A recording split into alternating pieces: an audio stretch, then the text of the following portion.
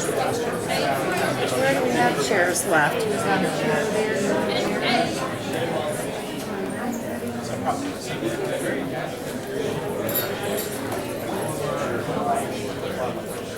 Okay.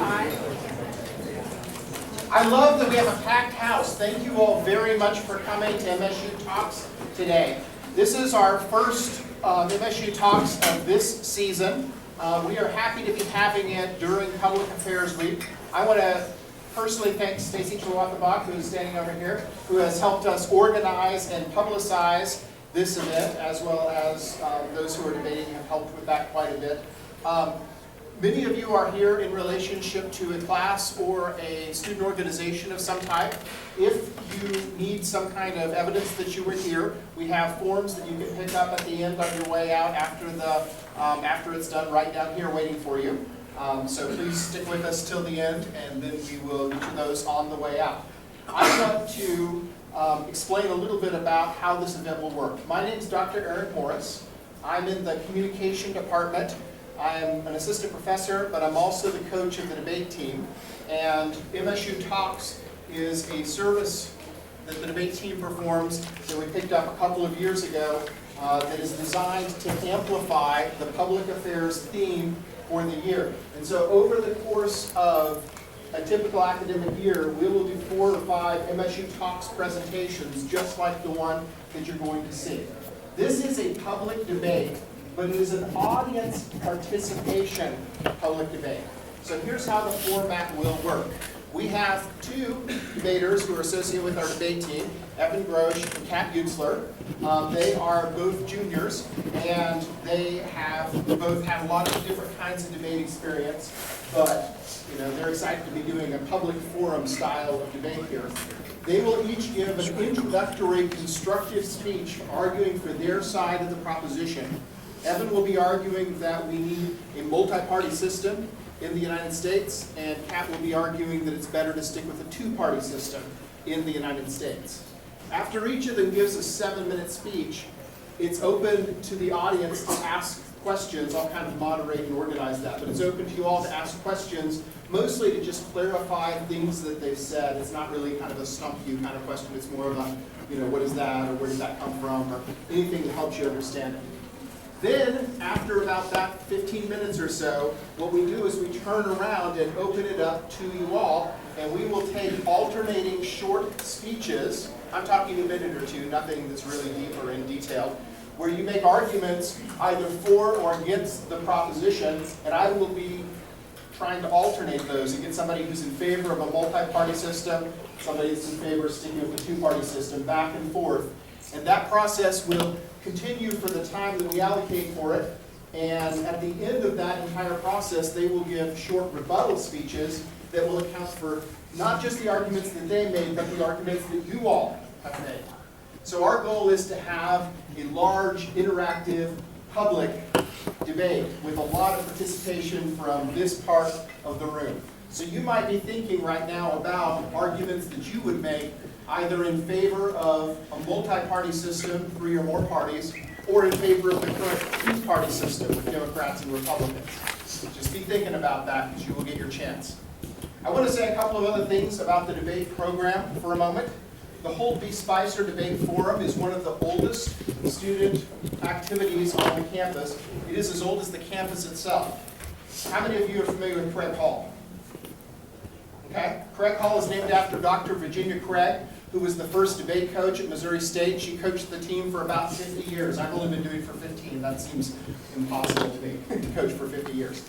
The hall that's being renovated right now is Ellis Hall, and Ellis was not just a former president, but also one of the preeminent debaters in our program. Over there is Strong Hall. Tom Strong is one of the most successful debaters in the history of Missouri State. And to get here, you walked through the Tom Black reading room. Tom Black is one of the most successful debaters also, and donated a lot of money to the library, which is why his name is on the reading room. Ultimately, the debate program produces a lot of very successful people, and part of the reason that I'm mentioning it is because the debate program is not just open to people with extensive high school speech and debate experience. It is open to anyone on the campus that wants to be involved with it. We do more than one format of debate. We host high school and middle school tournaments.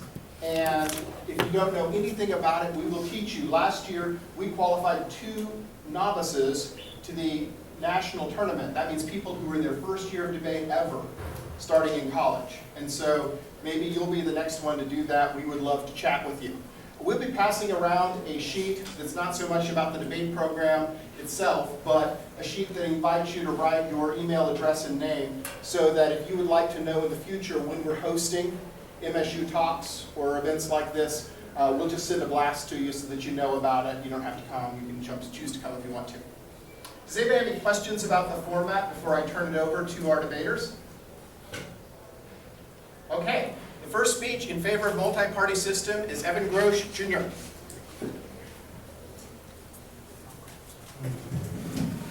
Good afternoon, y'all.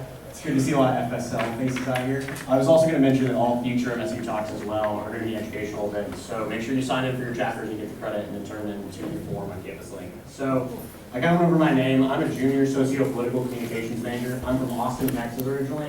I've served at Missouri State University in several capacities. I've been on the Student Government Association Executive Cabinet, currently serving as the Chief Justice of the Attorney Council and member of Sigma Phi Epsilon. Before I go into actually presenting my side, I want to personally thank each one of you for coming out to MSU Talks. This is a really great opportunity, and I think it's one of the most fun educational events possible, so that's why we like doing it. Also, I want to thank Eric Morris for putting on MSU Talks. Professor Morris is the reason I ended up actually coming here to Missouri State University. He got me out of Austin, Texas, and made me come to Missouri State. It's a decision that I certainly am proud of and I like. So if you get a chance, introduce yourself there. He's one of the best guys, best professors I've ever had, and he's an awesome coach. So definitely go talk to him. So in the context of the 2016-2017 Public Affairs Mission, Dr. Morris, Ms. Usler, the partner overseeing MSU Talks, and myself, wanted to have a topic that was controversial and engaging. The topic we ultimately decided on, that's already been stated, is a multi-party system would be superior to the two-party system. I'm going to be taking the affirmative side of that statement, and thus arguing for a multi-party system. So currently the United States, by and large, is a two-party system. Democratic and Republican control nearly 98% of all political offices elected across the United States, that including city, state, and federal level. Since the 85th Congress, roughly 60 years ago, the United States has averaged just one independent, not affiliated with either the Democrats or Republicans in both the House and Senate. During the same time period, political polarization has increased and is now at record levels. The Pew Research Center released the following statement in a recent article. In 1994, hardly a time of amicable partisan relations, the majority of Republicans had unfavorable impressions of the Democratic Party, but just 17% had very unfavorable opinions. Similarly, while most Democrats viewed the GOP unfavorably, just 16% had very unfavorable views. Since then, highly negative views have more than doubled. 43% of Republicans and 38% of Democrats now view the opposite party in a strongly negative terms. So now one might ask, why is this occurring? Well, lucky for us and those seeking those answers, psychology actually fills in the gaps and can partially explain that. Psychologists refer to the polarization effect as the ultimate attribution error. Consequently, we are automatically suspicious of outgroups, values, and intentions. They are best misguided, and at worst, they are downright evil. This enables ruthless behavior against outgroup members and fosters solidarity within in-group members who share our values. We have seen this all the time in political conflicts across the globe. In Rwanda with the Hutus and Tutsis, in the Israeli-Palestinian conflict with the Israeli-Palestinian conflict, and in Sudan with the government forces and the Sudanese Revolutionary Front. Pardon my incredible oversimplification, but by and large these conflicts exist because of massive attribution error that is inflamed through religious reasons, media teachings, and existence of only two legitimate options. While certainly less bloody, the United States suffers from its own form of political civil war between Republicans and Democrats every day. Turn on Fox News and MSNBC, and then use the inflexibility, gridlock, and name-calling as my warrant. Because when your opposition is only coming from one direction, it becomes much easier to cultivate a climate of fear. Now, opponents of this will argue that we are more informed because of the two-party system, but this is not true. Sanford Erter, from Harvard, former Harvard graduate and president of Gallagher College in Baltimore, Maryland, writes, "The United States has somehow failed to equip significant percentages of its citizenry with the basic information necessary to follow international events, let alone participate in formulating and executing foreign policy that is an essential component of self-government and a healthy democracy. This condition reflects the basic inadequacy of educational system at every level. When it comes to understanding the world we live in, Americans of all ages longer scored lower than citizens of other countries on geography and current events awareness quizzes, showing a stunning inability even to locate major countries on a map, let alone develop an appreciation for cultures or their roles in global affairs. Clearly, Americans are angrier, less knowledgeable about current events, and falling behind other countries in political education. But to say that we have not been warned about this would be a lie. Our founding fathers knew very well the damage of a two-party system. John Adams wrote shortly after the Philadelphia Convention, There is nothing which I dread so much as the division of a republic into two great parties, each arranged under its leader and concerning measures not opposite to each other. This is, in my humble apprehension, is to be dreaded as the greatest political evil under our Constitution. If architects of our nation's Constitution are not enough to persuade you against the two-party system, then the sheer amount of money the two parties control should. In 2016, the Democratic Party has raised $556 million. The Republican Party raised around $523 million.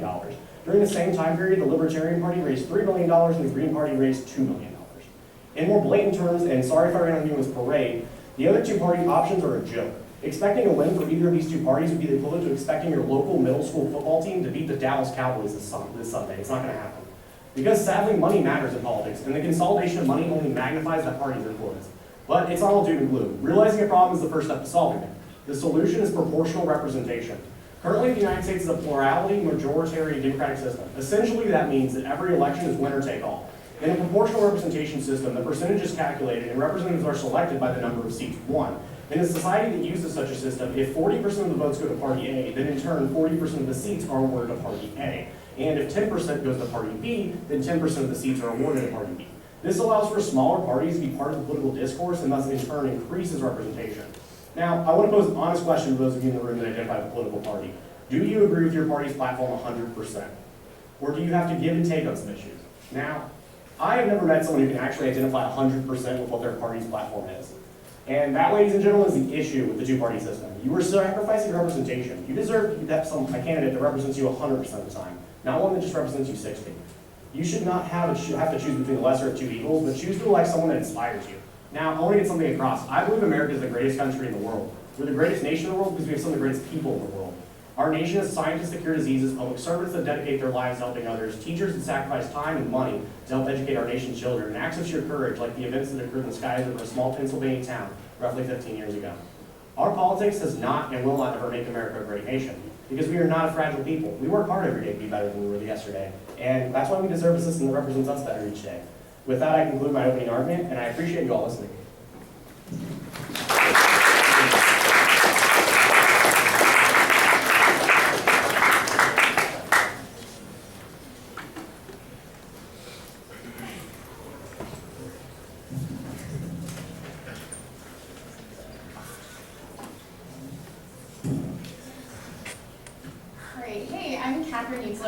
As Irmo said, I'm a junior here at Missouri State. I'm a journalism major and tech writing and music minors. I work at the radio station on campus and in the orchestra, so I stay pretty busy. But as Evan said, thank you so much for coming. Okay, so yesterday I was walking through Bear Park South and I saw two bumper stickers that seemed to define the presidential race this year. The first one said, "Never Trump 2016," and the other one said, "Hillary for Prison 2016." But the weird thing about the two bumper stickers wasn't really what they said. It was that they were on the back of the same truck. So I think that really illustrates the frustrations that a lot of people feel with this year's election. Now, I don't know your political views, and if you're excited about voting for either candidate, then I'm happy for you. But many people are also saying that the idea of a multi-party system sounds pretty good. After all, if a third or fourth candidate were available, they'd probably match up better to our beliefs and interests, as Evan said. It sounds like a much better system than what we have. And in an idealistic world, there would be perfect proportional representation. But unfortunately, this world isn't perfect. And that's why, in his 1988 economics article, philosopher Karl Popper argued that a two-party system protects our freedom in a way that a multi-party system cannot. A democracy may be about the people ruling, but in the end, the government inevitably rules. So from the surface, it seems that in order to fight for more proportional representation, we need more parties to keep up with everyone's interests. After all, why only choose between vanilla and chocolate ice cream when you can pick other flavors? But as Popper identified, creating multiple parties in a democratic system creates a plethora of problems that a two-party system actually prevents. So let's look at this a little further with three main points. First, a two-party system prevents a coalition government. Second, the two-party system promotes government accountability. And finally, we'll see how the two parties are actually more flexible than they may appear on the surface. The answer here is not to create more parties, but to force the two parties that already exist to more match up with our beliefs. All right, so first, a two-party system prevents a coalition government. So in a coalition government, there's no majority. Small political parties come together and share their power. Some countries in the system include the United Kingdom and Sweden. But that kind of government is dangerous in a democracy because government stability is dependent on whether or not all the small parties can agree. So if agreement is not reached, the government could fracture and become very unstable. Individual parties fracture as well and just end up disappearing. Now, the most dangerous characteristic of a coalition government, though, is that it's always in danger of collapsing. A 2012 Guardian article by British journalist John Harris explains that in the Great Britain coalition government, the Liberal Democrats were running out of reasons to cling to coalition. Later in the article, Harris says, quote, "The government currently resembles a relay race in which the runners are not only sprinting in different directions, but repeatedly tripping each other up."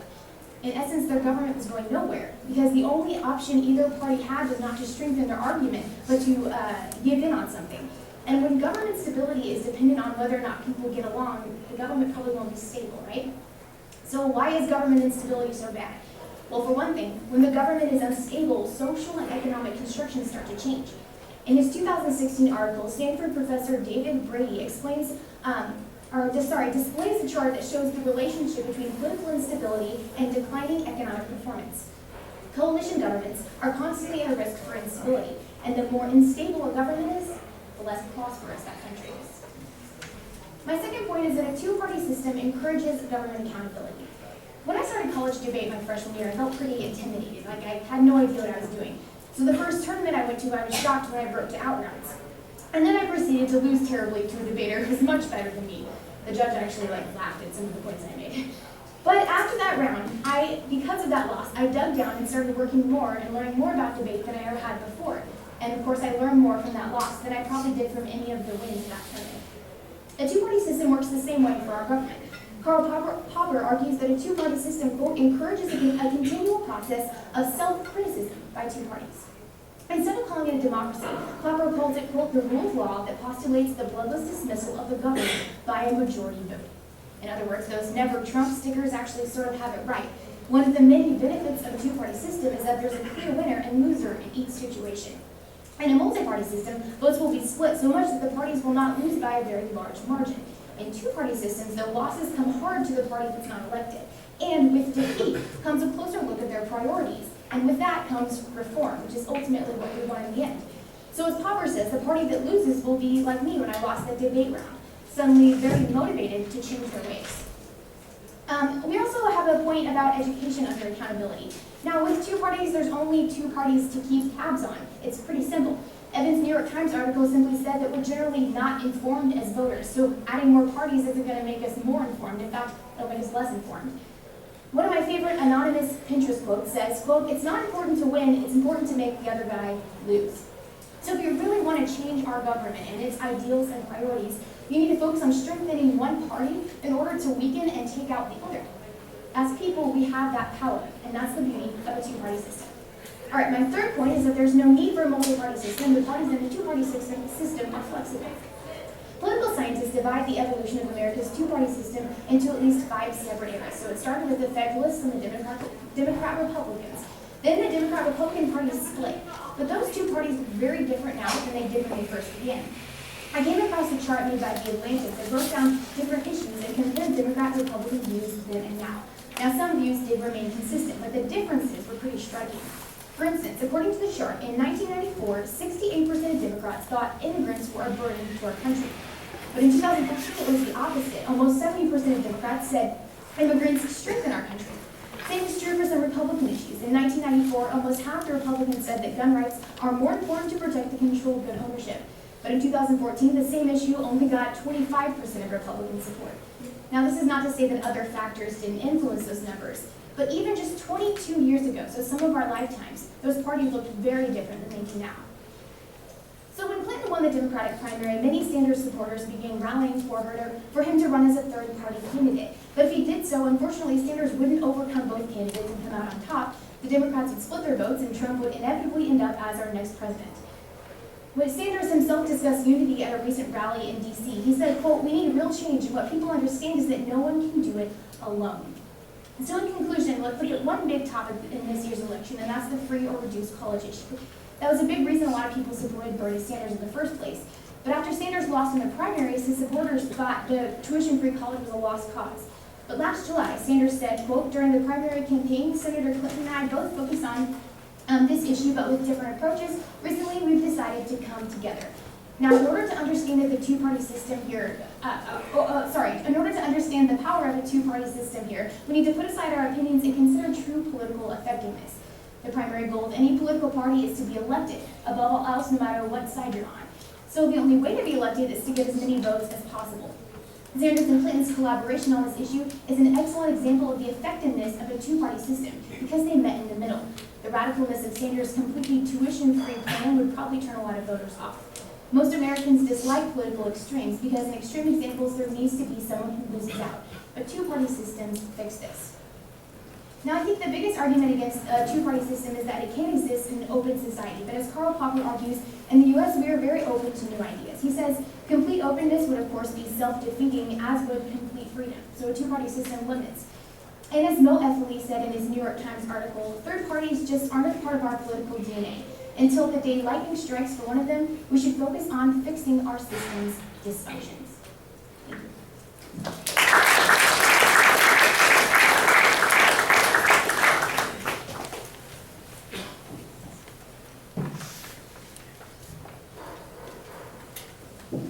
The next phase of this is if you all have questions for either Evan or Kat about any of the arguments they made, any of the statistics or people that they cited, etc., this is a good chance to ask any questions that you might have to clarify that. Would a multi-party system not just create more partisan issues, like within, because we already have issues where Democrats won't work with Republicans, Republicans won't work with Democrats, just because they're in the opposite party, so they don't lose votes in their constituents because you can just use that in attack them.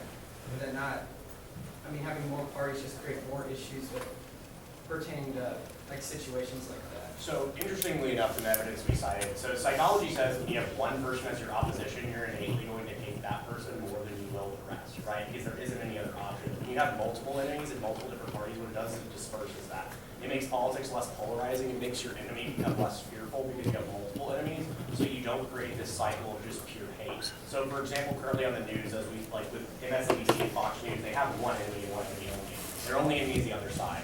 If you had multiple enemies coming from multiple different perspectives, multiple different political opinions, what that would do is disperse it so that you wouldn't have just this centralized hate factory that is currently occurring, because there'd be too many to attack that way. What it does also is it psychologically disperses individuals. There'll probably still be parties that certain parties hate more. I would imagine the far conservative, the far alternative right would probably not like the extreme liberal left, but at the same time, they still have to worry about the conservative middle. So it kind of disperses that, and it allows for more individuals to kind of have a multiple polarity of their decision making. Instead of it just being a me versus you mentality, it changes that mentality so that you view compromise also, because you'll probably like, if you're a far alternative right person, you're probably going to like the centrist right better than you're going to like, for example, the person in the middle. So you're going to have variances in people you agree with, which is going to like allow for you to, I guess not necessarily sympathize, but not view those individuals with the same ferocity you would the other way around. So the idea is it kind of disperses it, if that answers your question. Do you have a take on that, or second? Like what? Do you want to jump in on that question, or are you happy with it? No. Okay. Other questions? Yes. How would you level the playing field between like old money Republicans and Democrats have versus like the low numbers you stated from the parties? So for money-wise, I think the idea behind it isn't how do we level it, but it's that starting a platform right now in this current status quo is that it is so unequal that it will never change unless there was like some sort of fiating or hypothetical overthrow of it. I mean, the idea, she used an example of Bernie Sanders, and Bernie Sanders and Donald Trump are actually pretty interesting because they actually don't represent their party very much at all when it comes to party platform and basis. A lot of times Bernie Sanders, I would say, is to the left of the Democratic Party in a lot of issues, and Donald Trump's to the right and to the left on the Republican side. So what a lot of that is those candidates would more or less function in their own unique bubble. So the idea would be, like, let's say Marco Rubio ran against Donald Trump, and then you had Bernie Sanders running against Hillary Clinton. In a multi-party system, that would be the ideal, because Donald Trump would represent the disenfranchised side of the right party, Marco Rubio would represent the establishment, Hillary would represent the establishment mainstream Democrats, and then to the left of that would be Bernie Sanders, who would represent the left faction. So the idea would be that in that event, the hope would be that there would be a break-off so that funding would go to all four. So theoretically, if there was to be a transition, to kind of better answer your question, the idea would be in a similar system to what happened in 2016, but have it more occur kind of overnight and have people start deciding they want to run as a third party. Idealistically, it would have probably occurred had Donald Trump lost in the primaries and then felt cheated, and then let's say like Marco Rubio or Ted Cruz would have won, there easily could have been a faction of the right that would have supported Donald Trump, and then in that case, that would cause a breakup. And then from there, it would become an even more party system. Because I think, on my hand, I would imagine the more parties we have, the better, because that means more representation and gives more options for picking and choosing. Because what Trump has done is he's infueled and kind of inflamed individuals that historically felt outside of the political spectrum. The idea would be with more political parties, you do that with more individuals, and you allow those individuals to thus get involved. Got another question? This kind of ties into that. So if we have multiple parties and they all got a significant amount of votes, I feel like it would be hard to like have one winner because like the number of votes would be close to equal, I would think. Exactly. That's where proportional representation comes into play. So Germany does a good job right now, actually, with their proportional representation system of doing that. Germany, I think, has up to 6 political parties at any given time within their parliament. And a lot of times what it does is it's based on representation. There's normally 3 parties that will normally hold the majority of the percentages. They'll poll around 20, 22%.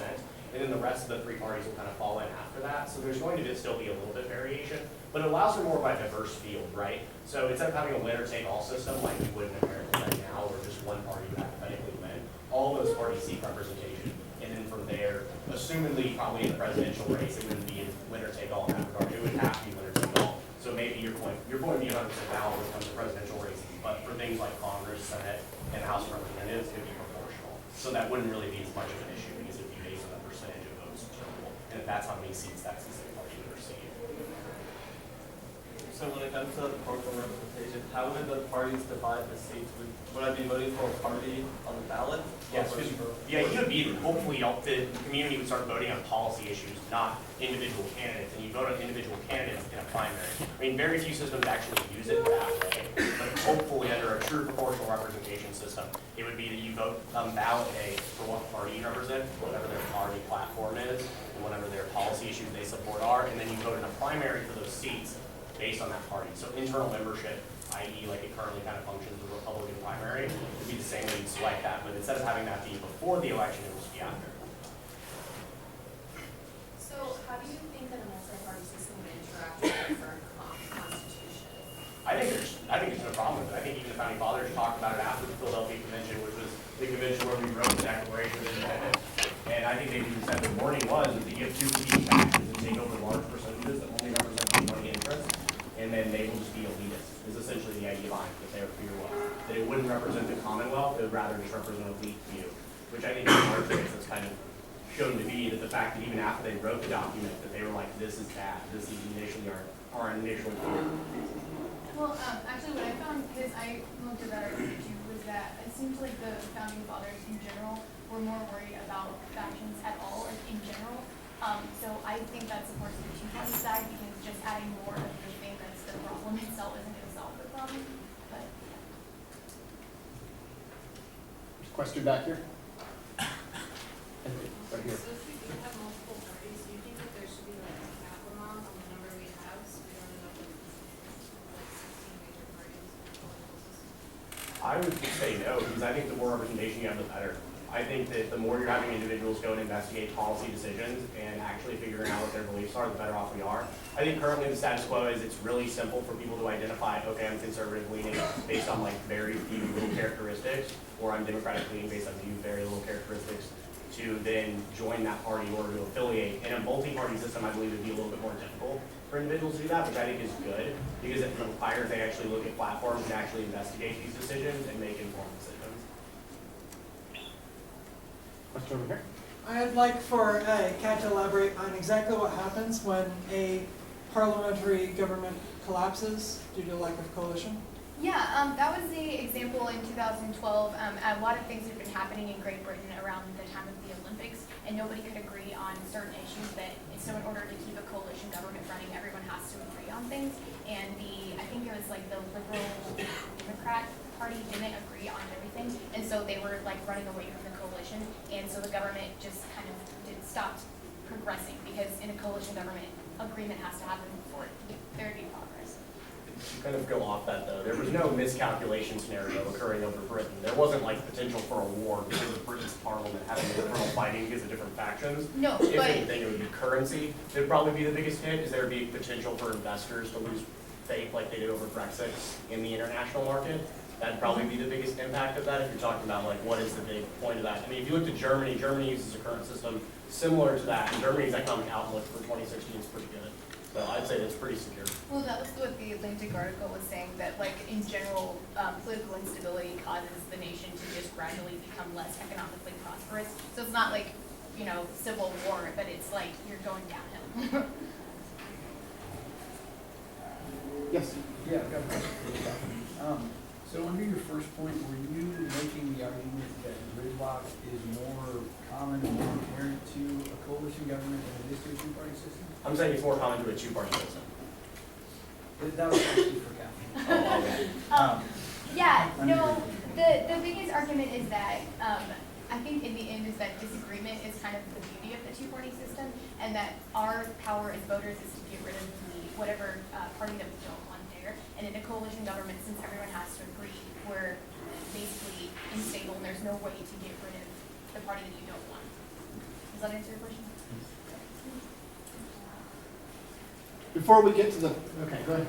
I was going to ask, Gary Johnson struggling to poll 50% to actually debate on stage. This is for the you. Do y'all agree or disagree like that? It's realistic to kind of throw another big dog in the fight, seeing it like from most third parties only pulling what Evan said about 3 million.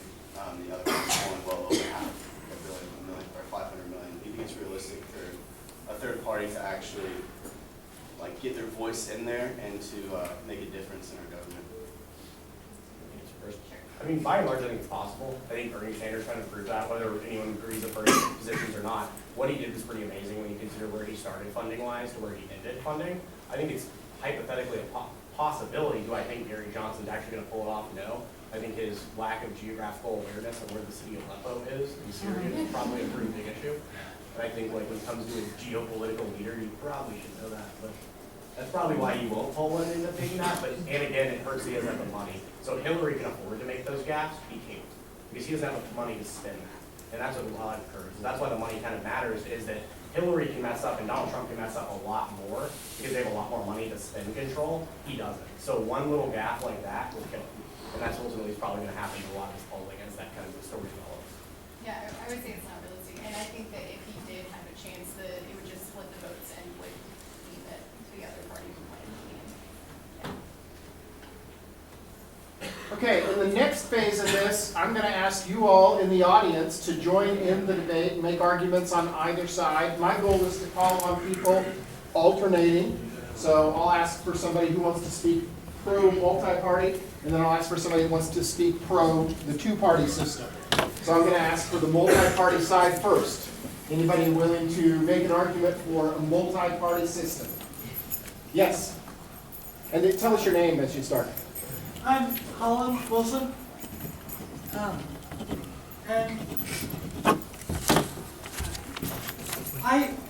there are as many different types of parliamentary government as there are governments that use parliamentary systems. If you look at Australia, New Zealand, Canada, the UK, all of Europe, they all use different systems. And they all have slightly different rules. I don't see a reason why we couldn't develop our rules as we open up the system in order to alleviate some of the problems we've seen with other countries that have done multi-party systems before us and arrive at a more harmonious outcome. I think that it's fundamentally pessimistic to say that multi-party system just can't work in this country. Okay. Is anybody willing to make an argument for a two-party system, keeping on a two-party system like we have right now? Yes. Okay, so. And what's your name? My name is Daniel Wynn.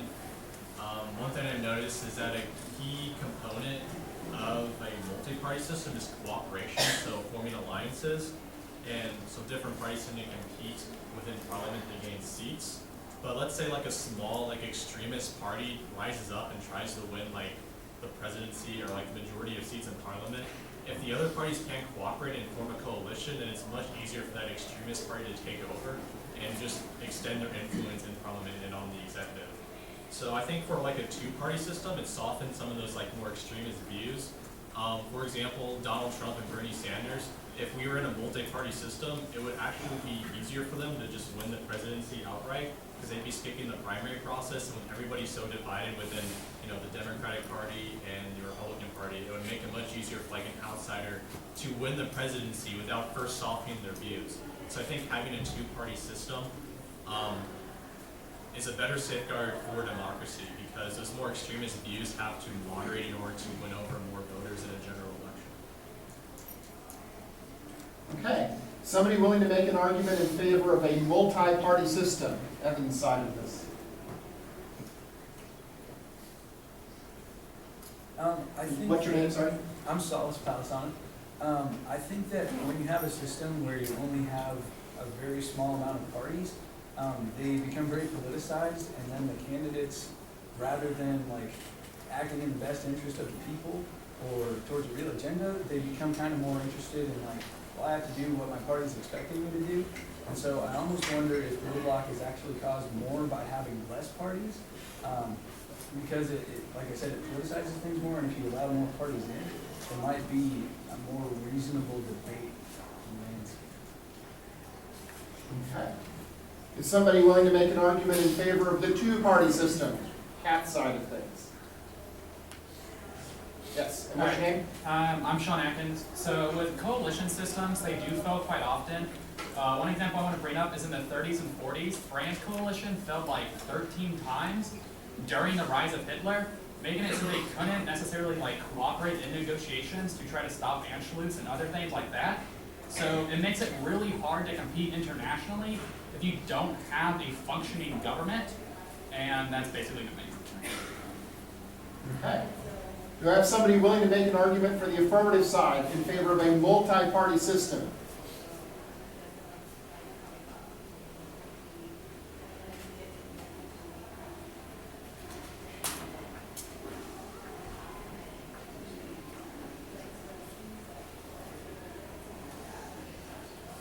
Yes.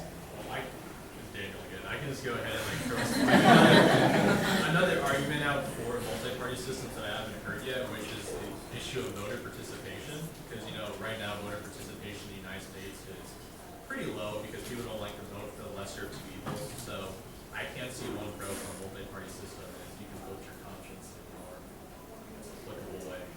So voter turnout. Okay. Can I get somebody willing to make an argument in favor of the negative, in favor of a two-party system? Yes. Salas again. I mean, it's kind of almost related to the other argument I made, but I think that within like the context of America, it's kind of a different issue because of the fact that our parties are so politicized. If you tried to just add in other parties, who's to say that the same thing wouldn't just happen with those parties? And then rather than having really muddled debates, we would have really muddled debates.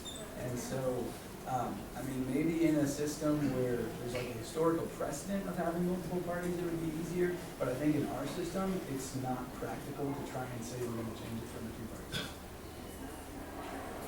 Okay. Yes. I'm Justin Titus. In a two-party system, you only need 51% basically to get the majority, but even in our government, we still have to look out for the rights of the minority, so we can't forget about the other 49%. But in a multi-party system, you would actually have a lot less percentage to achieve a majority. So let's say you only need 20 or 25% to win that majority. There's going to be a lot more minorities, and how would a multi-party system look out for them the way our system looks out for all minorities? Okay, so an argument in favor of the two-party system. Can I get an argument in favor of the multi-party system?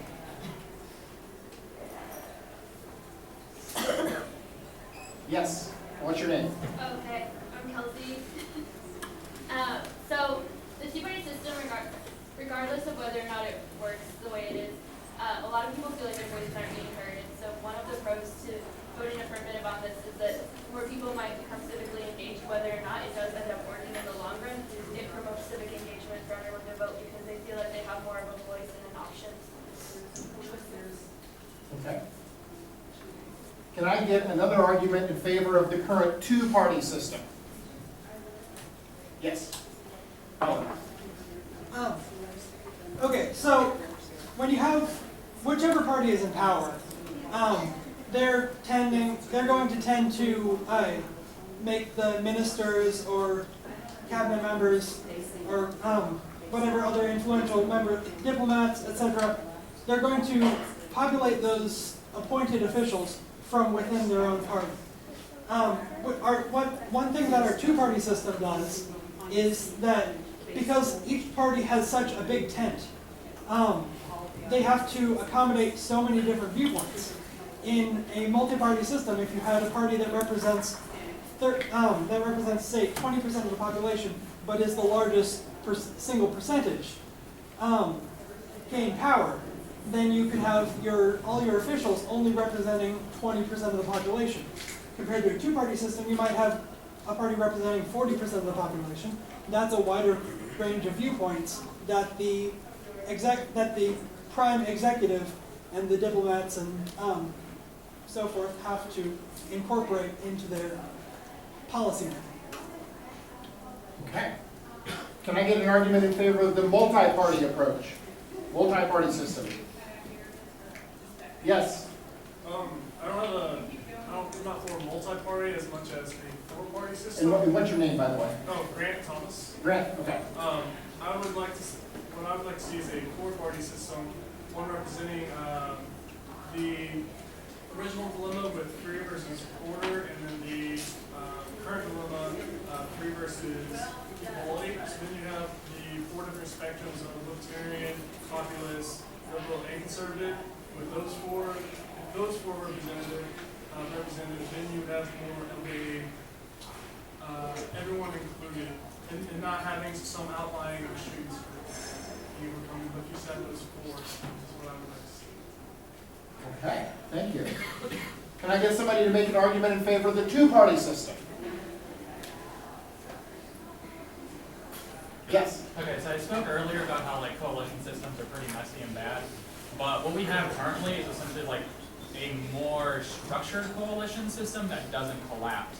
So when we have primaries, it allows people like Rand Paul and Donald Trump to occupy the same political party, even though they have drastically different views. So your views are already being represented one way or another in the primary system. In the same way with the Democratic Party, you have people, the same way that Bernie Sanders can occupy the same party as Jim White. They're drastically different people that if they had a multi-party system would probably be in different parties. But since in our current system they're together, they are forced to compromise more than if they were just separate entities.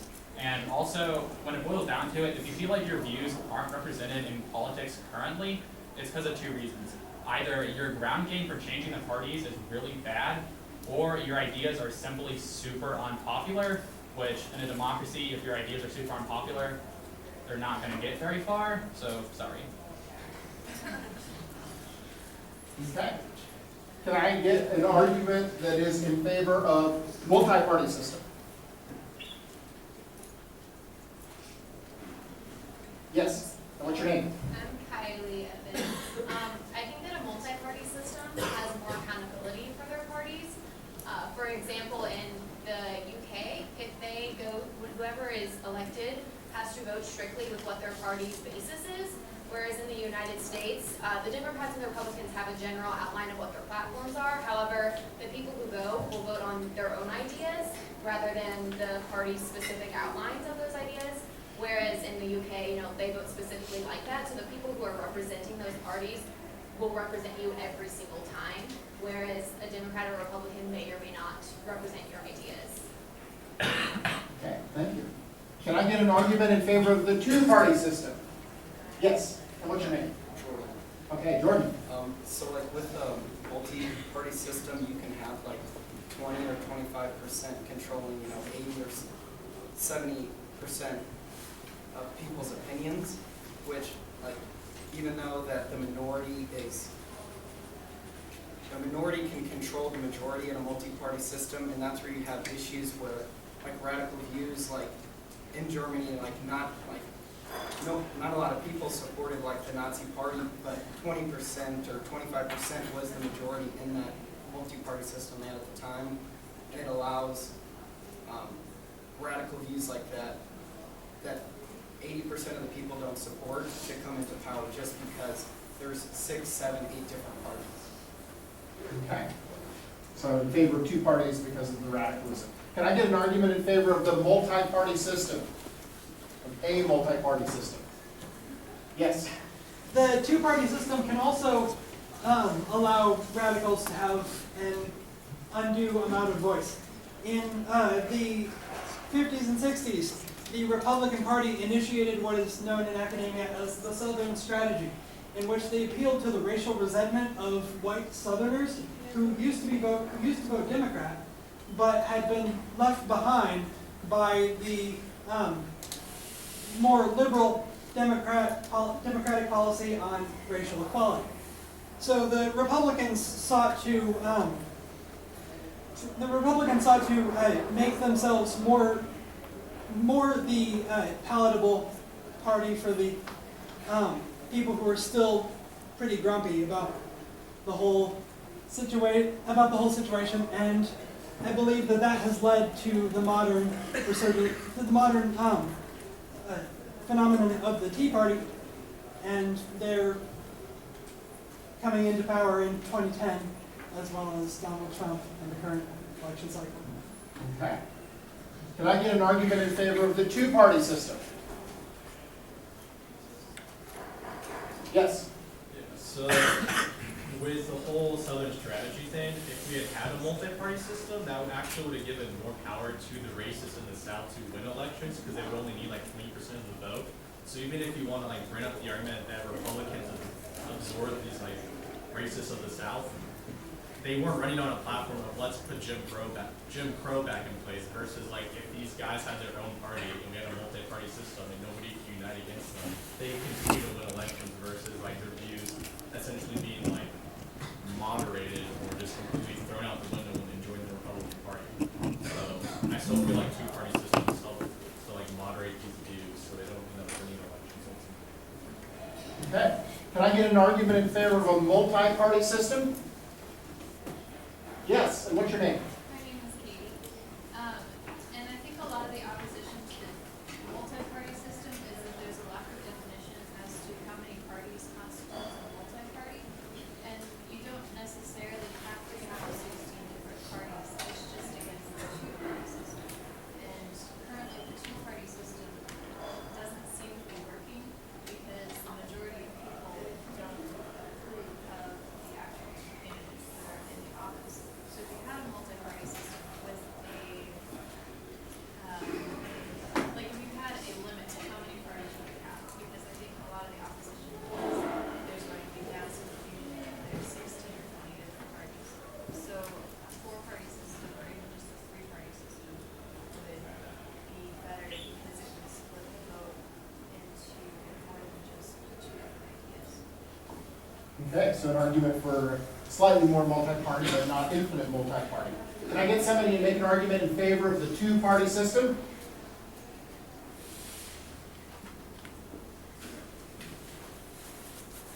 Yes, and what's your name? Miranda, that's assuming that right now people don't take the initiative to go out and learn about the two different parties, and the media focuses more on publicizing the good and the bad of both. But if you have multi-parties, it's going to be harder to do that, and people that don't care as much or don't want to be informed aren't going to go out and learn about it, so it'll be harder to get people to know about the issues. Okay, thank you very much. Can I get an argument in favor of a multi-party system? Yes, and what's your name? Hi, my name's Jackson. So honestly, I'm pretty shocked at how much support there is for a two-party system, given the approval rating of the U.S. government right now, which is what, like around 15%. Like first of all, how much worse can it get? A majority of people already hate the government and think it's dysfunctional. So I'm just confused by the support for the two-party government. And when we look at examples like we can look at Germany, functionality we can still see carries over in a type of democracy like this. So I mean, really, I don't see the benefit to a two-party system given that most people don't support it right now. That's all I have to say. Okay, thank you very much. Can I get an argument in favor of a two-party system? Yes, and what's your name? My argument here for the two-party system is the grass is always, it always looks greener on the other side until you get there. And that's kind of the argument, or the thought that's in our heads. Those of us who think we're in favor of a three-party or no-party system, it's different. But I would like to point out that we currently don't have a cap on how many parties we can have. It's kind of reified that we have a two-party system in our tradition, but technically we don't. If we wanted to have three, if we wanted to have one, we could. So we have a two-party. The Constitution doesn't say how many parties we should have or whether we should have parties, and so you could think that the fact that we have two parties, or the reason we have two parties, is that that's the best way, historically speaking. Okay. Can I get an argument in favor of a multi-party system? Yes, and what's your name?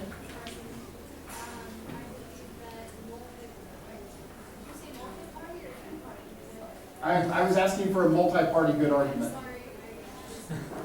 Okay. I'll get back to you in a second. How's that?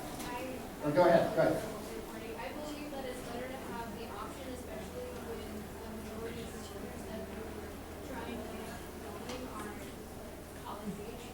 And the more options that we have, the more opportunities we are. So the more options that we have, of course, and make sure that our Okay. Excellent. Can I get a two-party argument? Like when she says that more voices need to be heard, that, I mean, it is a multi-party system. Yeah, there's two major parties, but like you said earlier, there's like the Green Party, you know, they get over $1 million in, you know, like donations a year. And then like the Libertarian Party with Gary Johnson, you know, he's almost up to 10, I mean, at one point until he had his major, you know, debacle on MSNBC with the Aleppo thing, he was almost up to like 13% in some polls. So, I mean, we have the choice, and the American people are saying that, you know, we don't want, you know, multiple parties, or the majority of people obviously don't want multiple parties. They're voting for who or what they believe in, not, you know, and people have the choice to turn this into a multi-party system. Like, you only need 15% to get on that debate stage, like with CNN or Fox or MSNBC or whoever. So, I mean, 15% is, you know, not a majority in anybody's multi-party system. So, 15% to get on that main debate stage on national TV is plenty. Okay. Thank you very much. Can I get an argument in favor of a multi-party system? Yes. I would like to address the gentleman in yellow in the back. Okay. The Constitution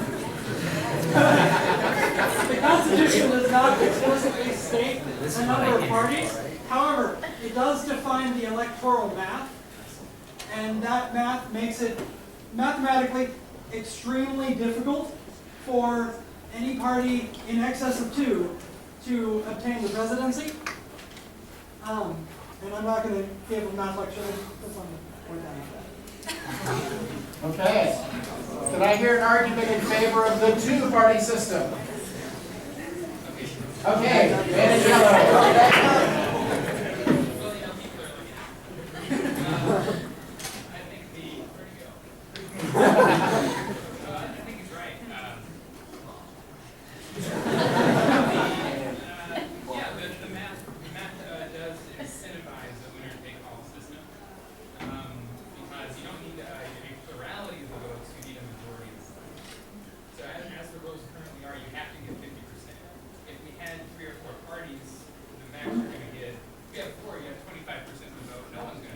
It'd be impossible to get 270.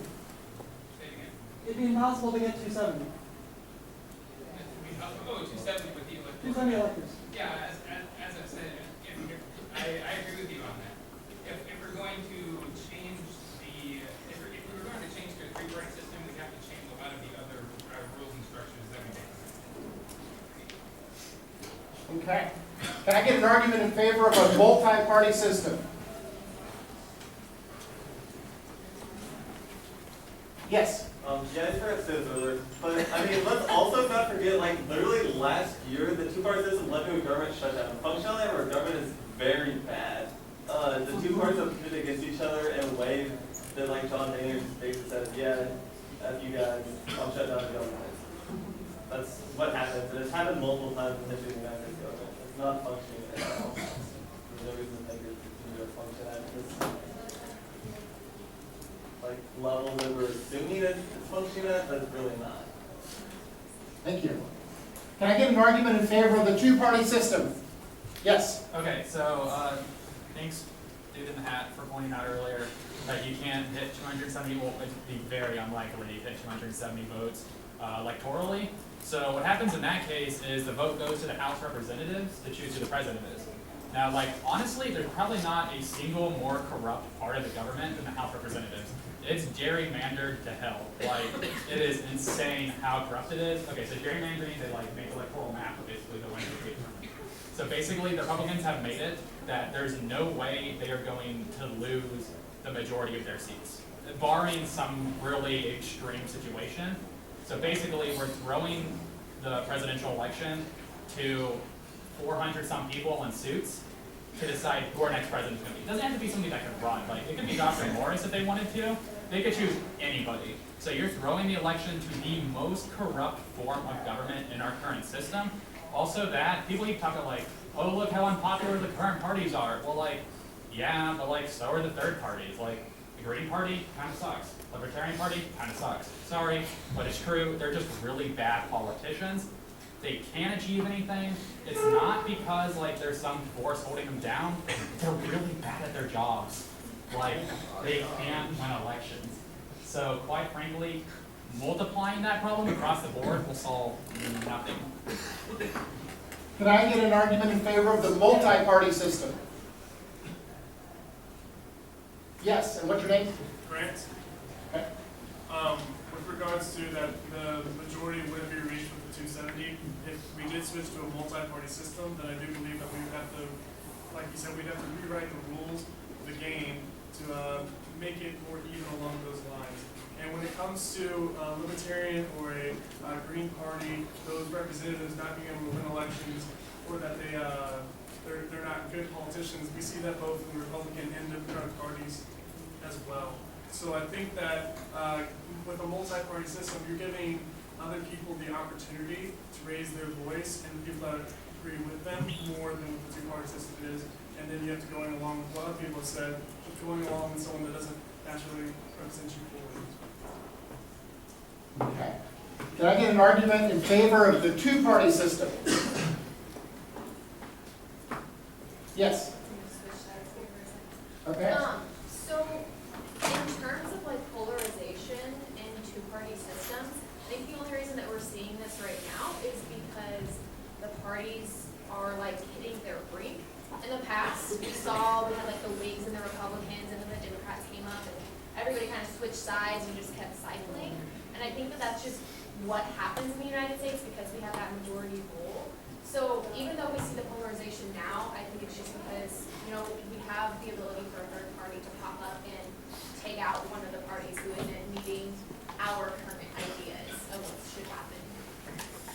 Okay, thank you. Can I get an argument in favor of the multi-party system?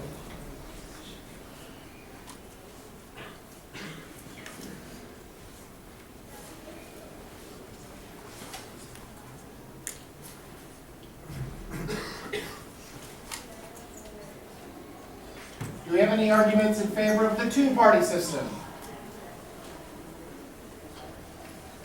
Yes. So evident in his constructive voting speech, I don't know if this is Dr. Right, but he said basically that money-based politics happening, right? So if we go away from this, and you're saying that these smaller parties aren't making that much money, we split up the big parties, no one's going to be making that much money, and the quality of politics in general and quality of politicians is just going to continue to decrease. Okay, thank you. Does anybody else want to make any final arguments for either two-party or multi-party before the rebuttals start? This is the last chance for the public argument part of this. Yes? What's your name? Okay. So, I am in favor of the multi-party system as it is generally accepted. I think more people will vote third party. Whenever you do think of voting third party, the party that is mainstream, that is closest to your views, are the one that tells you that you can with your vote. So never Trump, never Hillary. There's a chance that they're just not going to vote at all. Okay. It's given the option of what it is. Okay. Excellent. Thank you. Does anybody else want to make a final argument before we hand it back to them for the rebuttals? Okay. So Kat will go first on the rebuttals. Yeah, before Kat gets started speaking, I do have a couple of quick requests. I did pass around the sign-up forms to get email addresses. Is there anybody that wanted to get on that didn't get to see one yet? Okay, so let's pass them forward and make sure one of them comes by the middle part of the room here so she can get on it. Does that make sense? So you can start passing those forward, and Kat will start off since she is the negative, and we'll let Evan talk last. All right, so I think one of the biggest arguments that people are making in favor of the multi-party system is that people would be more civically engaged. And I think back to what I said in my first speech, in a perfect world, yeah, there would be perfect proportional representation, and there would be someone to represent every single person and everyone's different issues. But ask yourself, how many friends do you have that absolutely agree with you on every issue? Probably none, right? Perfect proportional representation simply isn't realistic. And I think in a multi-party system, people would expect that more because there's more options for perfect representation, right? So I think people would be more frustrated in a multi-party system than they currently are. In the two-party system, we all kind of just agree that we're probably not going to agree with every single thing the politician is standing for. And I think that's probably the more realistic way to go. Another thing that some people brought up was that in a two-party system kind of softens extremist views. So this kind of goes back to it, encouraging government accountability.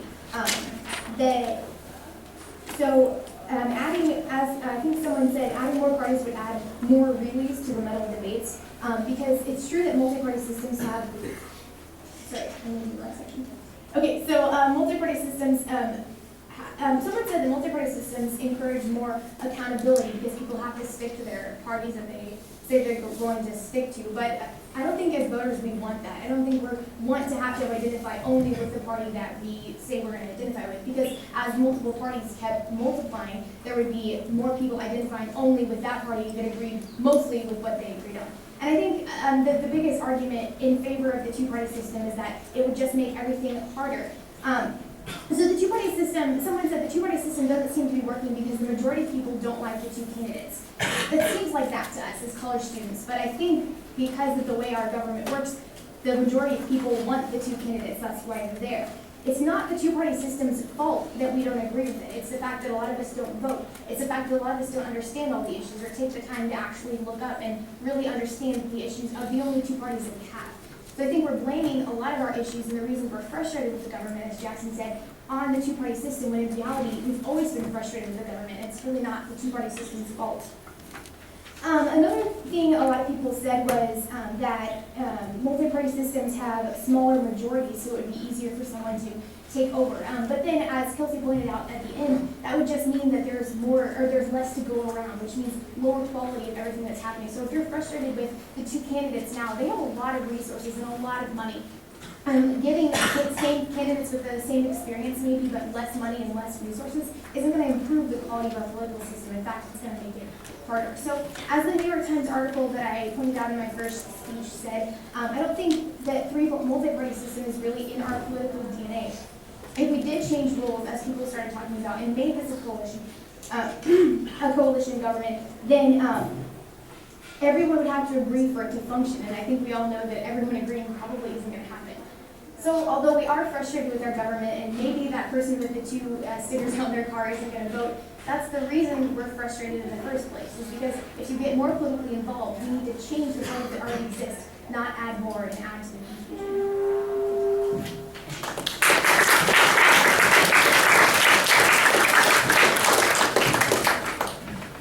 So I'm going to go down the line the way that I saw these arguments and the way they came in. So first I'm going to talk about the instability argument. I kind of think the argument for a number of reasons is kind of irrelevant to the current United States stature. So Germany is an example of an extremely diverse nation, similarly to the United States. West German policies were similar in immigration to the United States, where actually they were accepting pretty much immigrants from anywhere. And what that was doing was essentially diversify the profile, the socioeconomic and demographic profile of Germany. Now, there's this argument about historical context when it comes to parliamentary procedure, which is sort of valid, but it's a bad one. Because the issue with that is the U.S. is a geopolitical force unlike anything ever seen.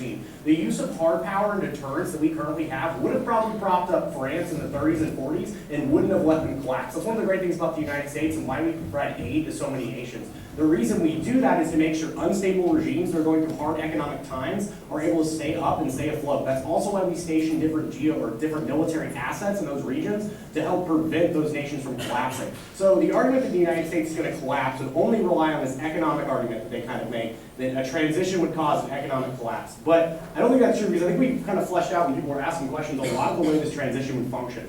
It wouldn't function like an overnight kind of fiat, I guess, example. It would take more time. It would be like a Bernie Sanders or a Trump running as a third party if hypothetically he didn't win the delegates. What that would do is it would allow a transition, which would then allow the economy to go over. And I don't think the United States economy is going to collapse because of Trump ran as a third party. Because that's essentially what you're arguing if you're going to say this instability argument is what you believe.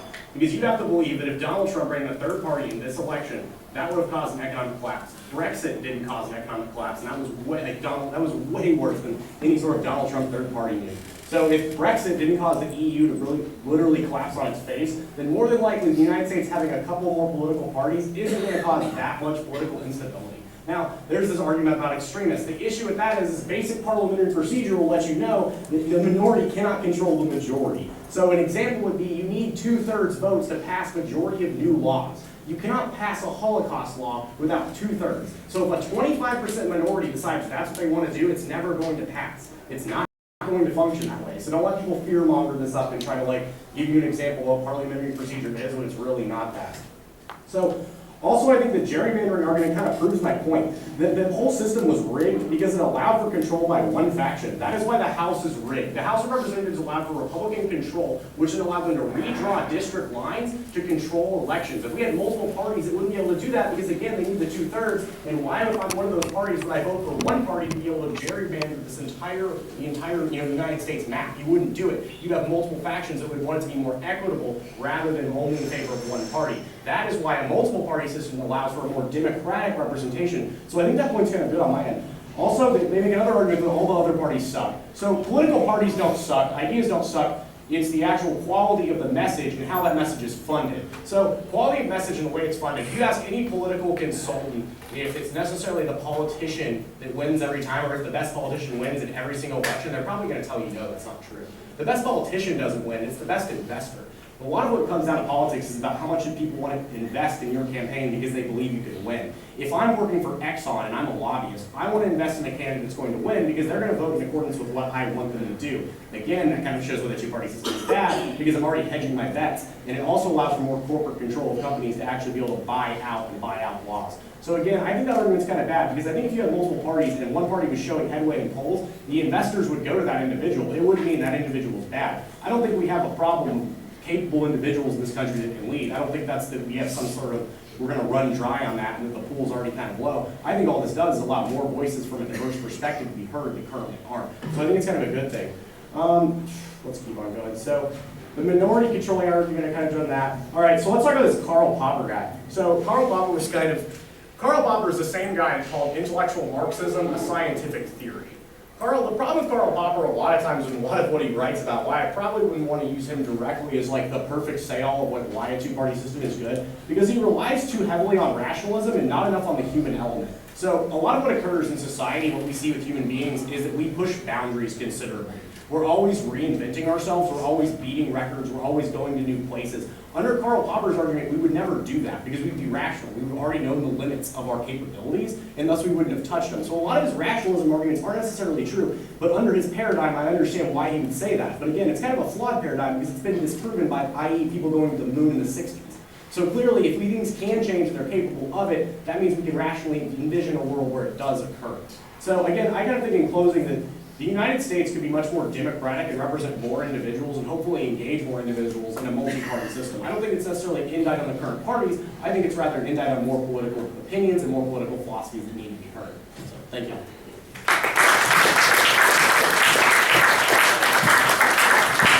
I have 2 survey questions that I want to ask you before we wrap up today.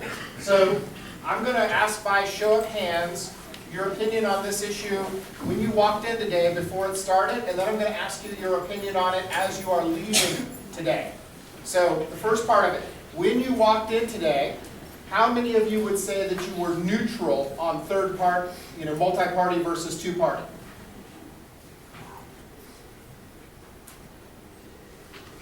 How many of you would say that you were in favor of a multi-party system? How many of you would say when you walked in today you were in favor of a two-party system? Okay. Second question. As you are leaving, how many of you would say that you are neutral on multi-party versus two-party system?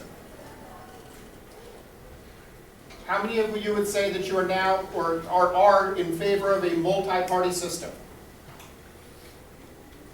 How many would say that you are in favor of a two-party system?